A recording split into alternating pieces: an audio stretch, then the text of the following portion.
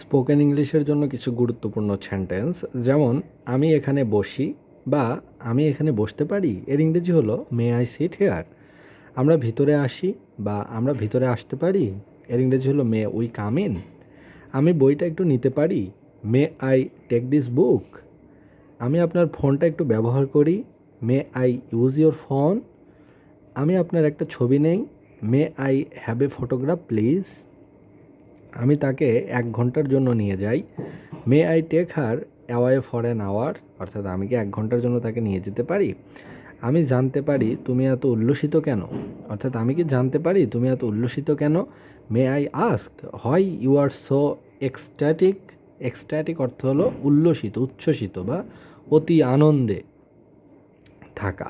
আমি তার সাথে একটু ব্যক্তিগতভাবে কথা বলতে পারি, may I speak with him in privately.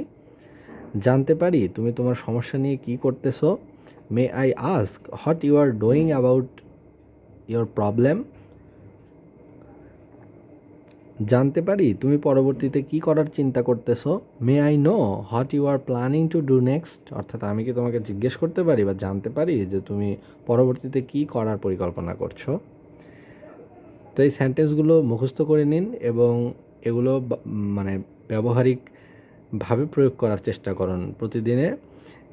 এই সেন্টেন্সগুলোর ব্যবহার করার চেষ্টা করুন, তাহলে খুব সহজেই হয়তো ইংরেজি বলতে পারবেন। তো এই অংশটুকু পড়া হচ্ছে ম্যাজিক টাচ স্পোকেন ইংলিশ এই বইটি থেকে।